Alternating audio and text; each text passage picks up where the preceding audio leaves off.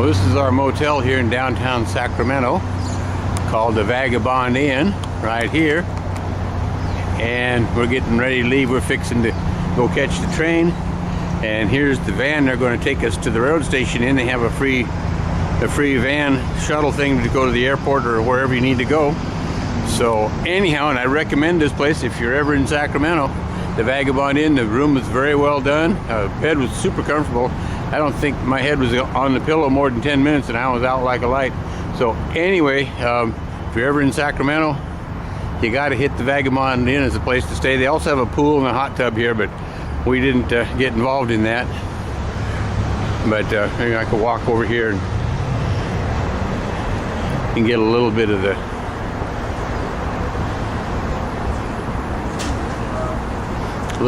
pool right back out there. There we go. This is our chauffeur for. Welcome to the Lisa Express. Well, you guys did a good job here. If we're ever in Sacramento, we're going to stay here again. Oh, thank you. We appreciate it. I'm glad you did enjoy yourself. So, no, one thing we were delayed yesterday coming in. We were supposed to be here yesterday morning at 6 o'clock, and we were going to go over to the Railroad Museum. Well, we didn't get here till mid-afternoon, and the museum only closed about an hour after we got here, so we didn't miss. But on the way coming back, we're going to have some time to kill because our train doesn't leave till midnight going back north. So maybe if our train's on time from Colorado, we'll be able to hit the museum. I like it. So anyway, this is our chauffeur, so we're going to ride with Lisa over to the railroad station from here. Well, this tells what time of day and what day, so anyway, that's where we're at. Well, this is where we're departing from. We're in downtown Sacramento, but it's weird to get the road station. You can see it in the background way over there. That's the road. That brick building is the road station way over there, and they haul you out here in a golf cart type of thing. And so anyway, we're in our bedroom E in car number 631 or 632, and so we're going to head east in a few minutes. Come on. Now we're into Roseville, and you can see all the yellow bellies. This is the former Southern Pacific Yard at Roseville. And it looks like they were laying a new track right here. There's no ballast under it. It's just sitting there, ties on the dirt. One thing I've noticed, anything we go by that has a flat surface on, like a fence or a cement wall, virtually everything's been rattle canned. There's all kinds of garbage spray painted on things.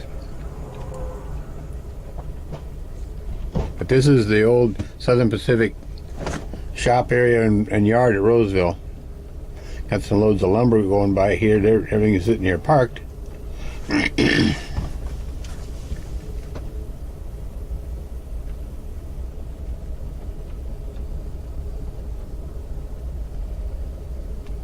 But evidently they're building a new track here because this one in the foreground has no ballast on it, just the ties laying on the dirt. Here's we're missing a rail now. Yeah, this is a brand new line. Here's the rail. It's just bare ties now.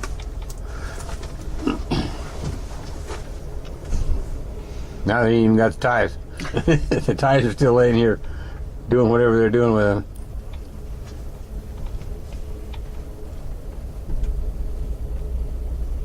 Now we even run out of ties. We just got rail laying here in the dirt.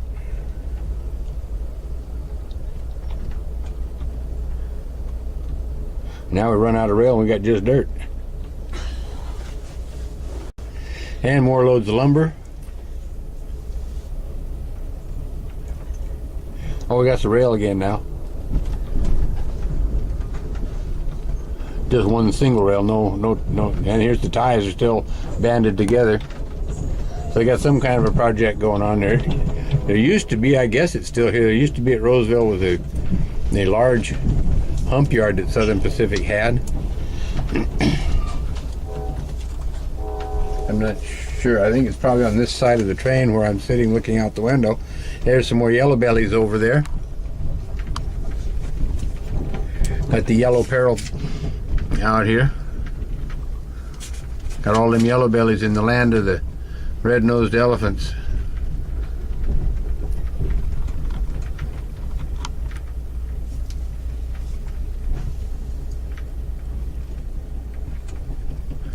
The weather is cloudy here, and it's about 24 or 5 degrees, I guess.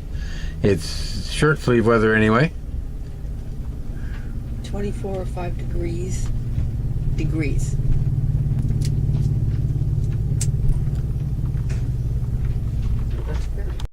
And here comes a bunch of yellow bellies again. Got all kinds of yellow bellies over here. Yeah, this is the yellow peril. It should still be red and gray SP, but we got to put up with yellow bellies.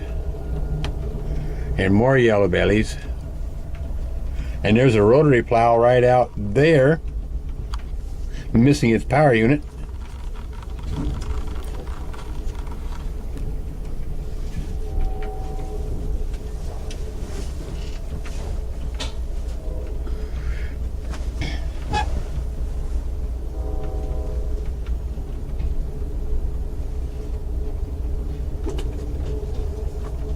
This is the fueling and sanding station.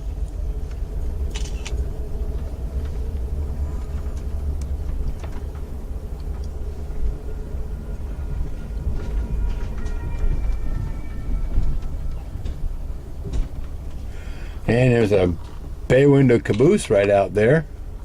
Not sure whose lineage it is. The Yellow Peril bought up so much stuff that they got things from everywhere. Here's what's left of the old roundhouse shop building here, this building here.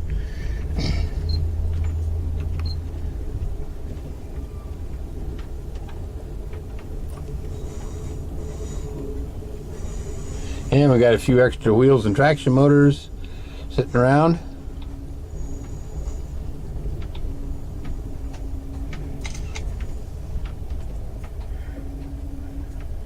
Here's a gen set right here in the foreground. And an SD40, number 1636. I'm surprised to see an SD40. And here's another rotary plow. Actually a pair of them with their power, they have their power units on them.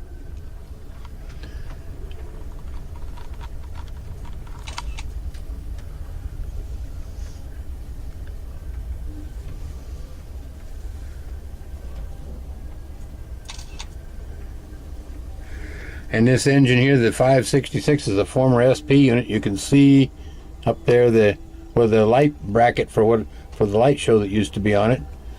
And here's another engine coming by us here on the next track. This is a GP15, and it's in the yard numbering, UPY, Union Paul Yellow, 619. It's a GP15, and right behind it, they're giving this big GE a tote.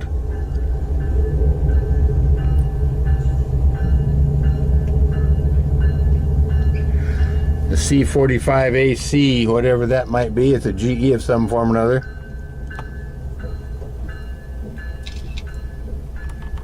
Well, we're headed up out of Roseville. We went through Rockland a little while ago. We're in the foothills of the Sierras, and this is what it looks like on the south side of our train, out the south side windows of our train. And we've got farms and stuff down here. And we're going into some kind of a cut, I guess. So there went the view. Anyway, this is what the scenery looks like. All the trees got no leaves on them, and things are pretty dry, they say, here in California. But we're headed up into the Sierras, and we're in the foothills right now. Yeah, we can see out over the valley again now. The hill went away.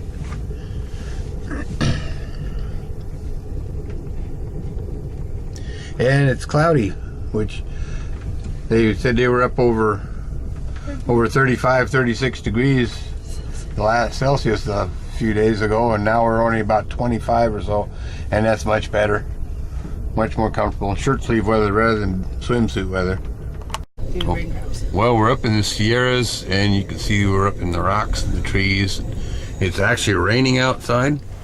They said we would have rain when we got into the mountains. Well, we're in the mountains and it's raining, And if I get a chance here, we get out from behind all these rocks, we'll look at the rest of the neighborhood. This is looking out into the Sierras, behind the trees here some.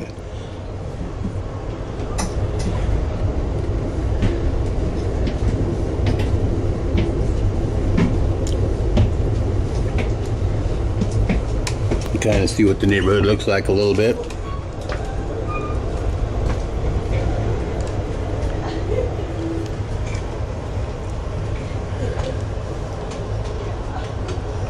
Oh yeah, that's Sacramento.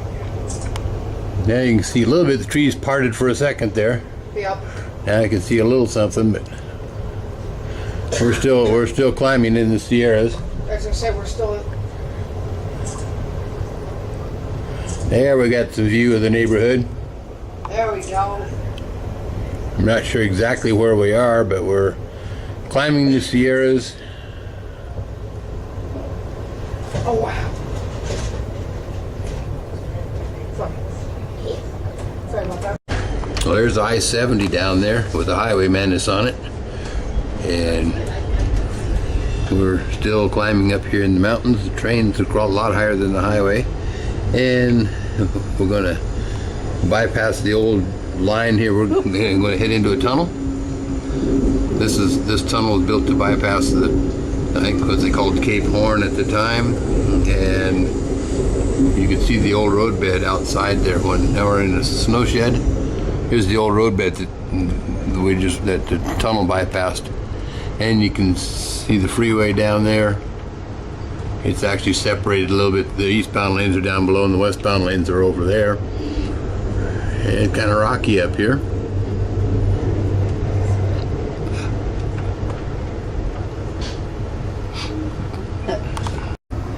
This is Norden. We just went through, there's the east part of the snow shed complex here at Norden.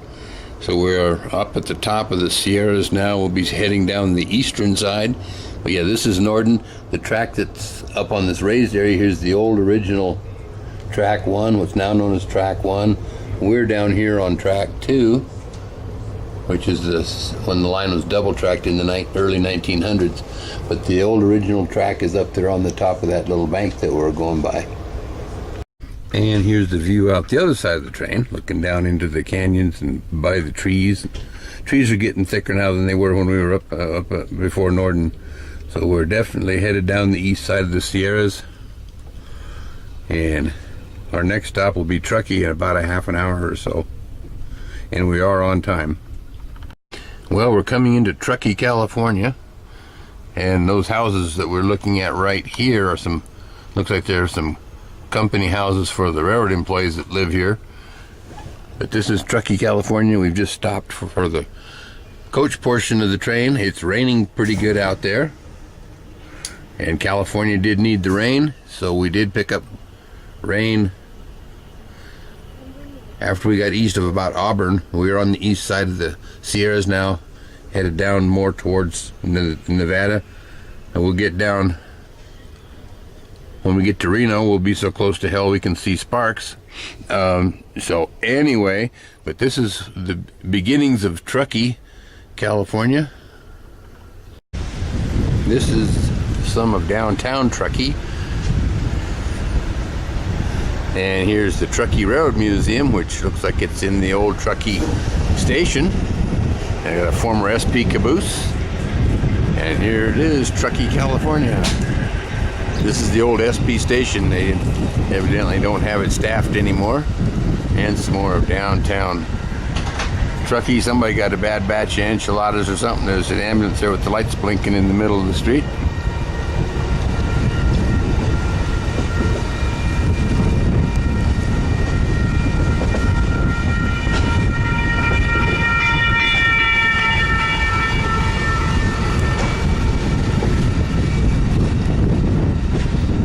And we're coming up on the Truckee yard.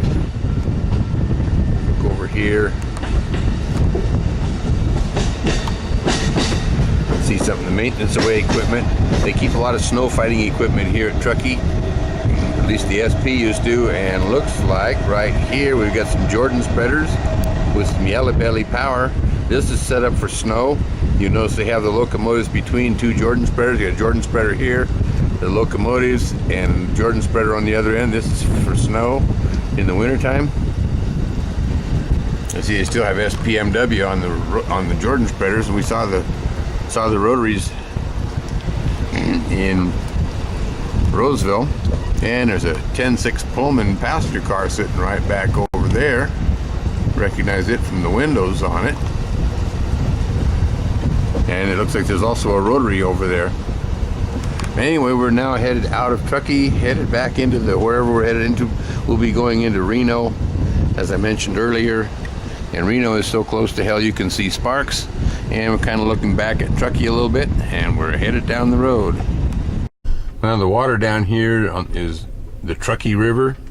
It flows east, and where it goes I'm not exactly sure, but it starts up here in the Sierras and it goes somewhere east, and it's got white water in it in places. We're coming here, we'll come up on some rapids and some white water.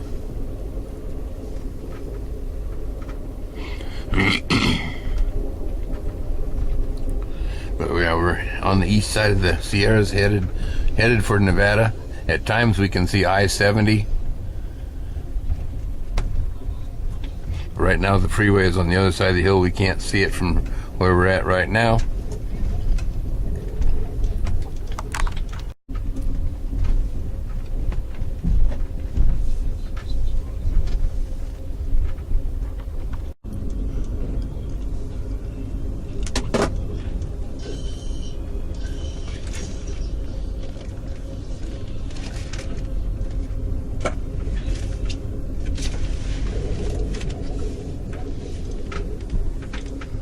And kind of the view from our bedroom window on the engineer's side of the train.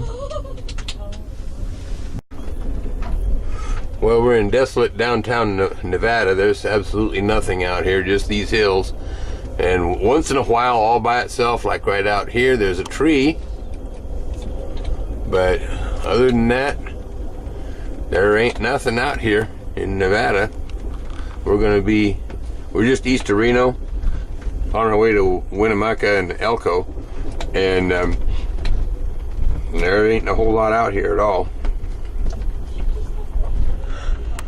Well, this is desolate downtown Nevada. You can see there is absolutely nothing anywhere that you can see at all. The only thing out here is these phone poles going by. Other than that, other than the tracks and the phone poles, there's absolutely nothing out here for as far as you can see in any direction. I think I'll take Oregon anytime. Western Oregon is much better looking than this.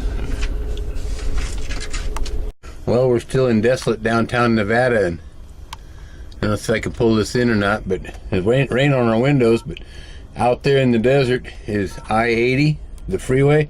I don't know if you can, I try and pull this in the raindrops, what the camera focuses on, so I guess I can't pull the traffic in on the freeway. There's not much of it, but it's the big old highwaymen that's out there cruising along in a few cars. But this is downtown desolate Nevada. We're still here. We'll be in Nevada, and we get into Salt Lake City about 03:30 or so, and then we'll be in Glenwood Springs tomorrow just afternoon if we stay on time. And so we're going to switch to mountain time here pretty soon, and we'll lose an hour.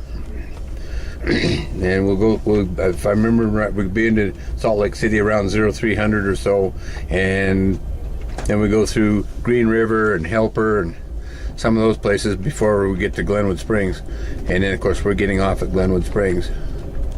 The good scenery, if you ever ride this route between Salt Lake City and Denver, the best scenery is between Glenwood Springs and Denver. I rode that as the Rio Grande Zephyr back in 1974, and the scenery is absolutely fantastic.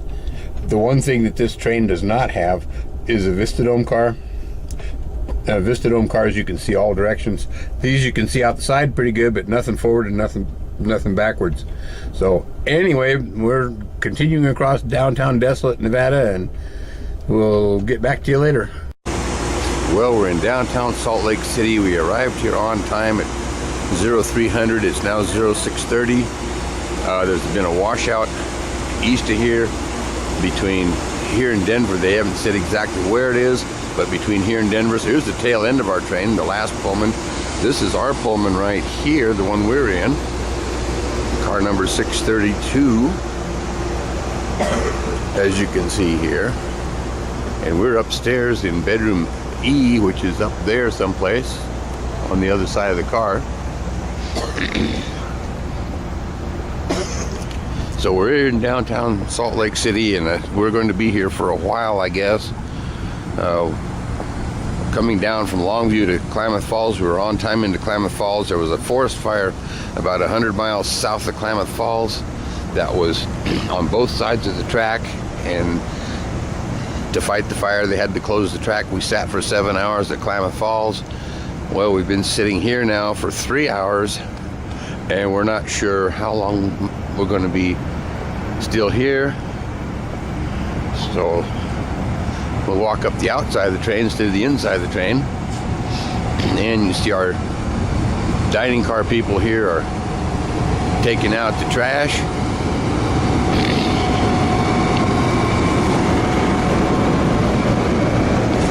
Anyway, this is the dining car, and I'm not sure if this is our dining car steward or if it's one of our waiters, but he's got the trash detail this morning. Now we have a commuter train of some kind or another coming in.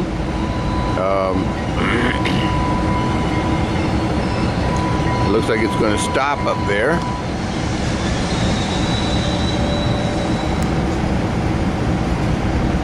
So we might walk up there and see if we can get a better look at it, or we'll just wait here till it goes by. Now here's the number of the Pullman we had, number 32059. We still have it for however long. They're talking about busing us to Glenwood Springs. So I guess we'll have to wait and see what happens. But actually, I'm one car off. This is our Pullman, 32055.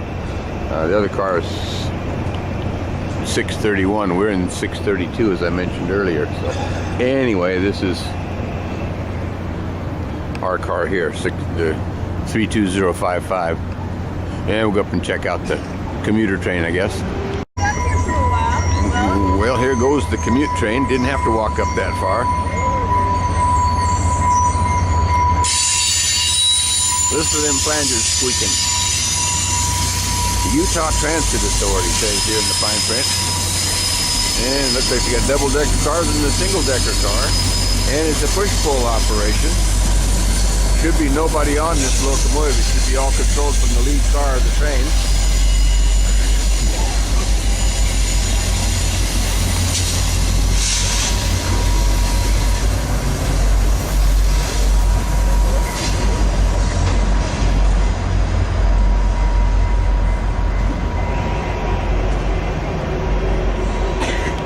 Well, we're in car 631 coming by the bedrooms.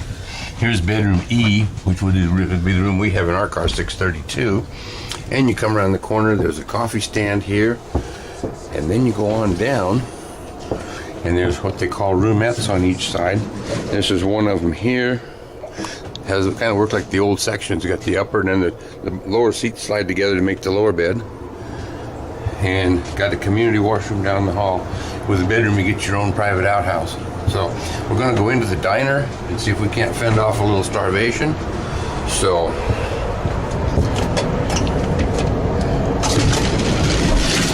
here we are on our way into the diner, and all we got to do is find us a place to camp out when they set us someplace. Got our hard-working crew here, so I'm not sure where we're going to go, so we'll camp right here until they put us someplace, I guess. Well, this is the lounge car, which right now is kind of sparse in public. It's only about 7 o'clock in the morning. Everybody's at breakfast.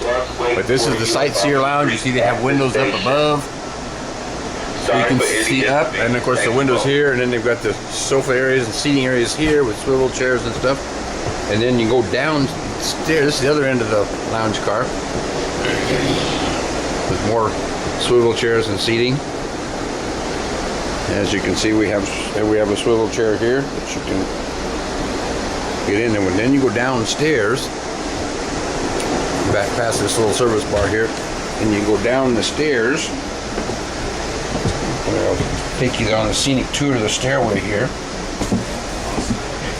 And this is the lower level. I think that's about it. I mean, they just said snack packs of water. And down here they've got the lounges. They've got more lounges, tables and chairs, there's booths, and anything else you might need is they got a gee dunk stand right here. So You took 30 water? that's what we got. Good. Well, this is our train backing out of town. It's going to go to Denver via the Sherman Hill line, and we get to ride the Dirty Dog to Glenwood Springs. Here's our power. We had the two mud missiles, the 170 and the 22 were the engines we had on the train, and they've added a yellow belly on the front end of it now. Looks like an SD-70 of some kind or another. And so anyhow, they're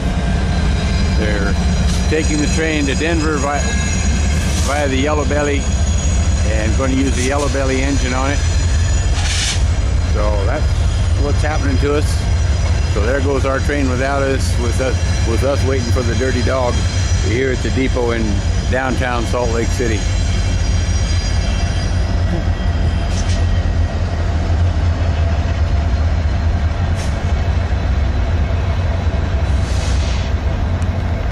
Well, not only do we have commuter trains, we also have trolley cars, light rail, whatever you want to call it. And this thing, the door's just closed on it, so it should get rolling here pretty quick, I guess. But anyway, they have light rail as well. And this is the address of the place. It's Salt Lake Central, 330 South, 600 West, whatever that means.